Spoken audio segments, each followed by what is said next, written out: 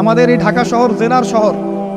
আপনাকে এটা বোঝার জন্য আমার লেকচার না শুনে আপনি পেপার পত্রিকা ঘাটেন, অনলাইন সার্চ করেন, দেখবেন এই শহরে আনাচে কানাচে জেনা হয় এবং ওপেন জেনা হয়, মানুষ জেনাকে হালাল মনে করে। এই শহরের যুবক যুবতী যারা একে অপরের সাথে বয়ফ্রেন্ড গার্লফ্রেন্ড কালচারে লিপ্ত আছে, এটাকে তারা হালাল মনে করে, কেউ হারাম মনে করে না।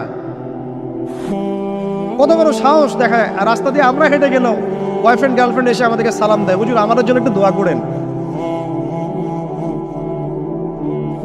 তো প্রত্যেকটা পার্কে পার্কে যাবেন, এই যে আপনাদের রেস্টুরেন্টগুলোতে যাবেন, দর্শনীয় যে স্পটগুলো সেখানে যাবেন, দেধার সে জেনা হচ্ছে, জেনা আর জেনা।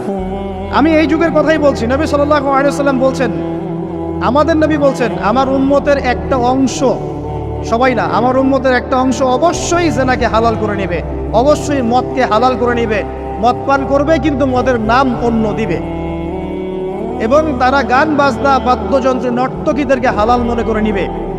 নবী সাল্লাল্লাহু আলাইহি ওয়াসাল্লাম বলেছেন, যখন সমাজে এরকম পাপ বাড়ে তখন সমাজে এমন সব রোগ ব্যাধি আসে যা আগে কখনো ছিল না।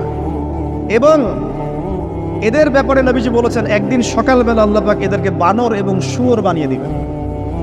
কিয়ামতের আগে এই ঘটনাও ঘটবে, বিকৃত হবে, ভূমিধস, ভূমিকম্প, ভূমিধস এবং আকৃতির বিকৃতি, এগুলো আযাব আসবে আল্লাহর পক্ষ থেকে। এই জেনা, এই ব্যভিচার, এই পরকীয়া, নোংরামি, অশ্লীলতার কারণে ঘরে ঘরে এগুলো বয়ফ্রেন্ড গার্লফ্রেন্ড কালচার। কেউ মনে করে না যে এগুলো হারাম, কেউ মনে করে না যে আমার এই যে সহপাঠী আমার গায়রে মাহরাম, এই গায়রে মাহরাম শব্দটাই নাই। কাজিন, চাচাতো বোন, মামাতো বোন, খালাতো বোন, এই যে কাজিন, এরা জেনা করছে। কি দেখা বাকি রেখেছে এই যুগে আমরা দেখছি যে নিজের মেয়ের সাথে পিতার শারীরিক সম্পর্ক। পেপার পত্রিকা পড়েন, একটু অনলাইন ঘাটে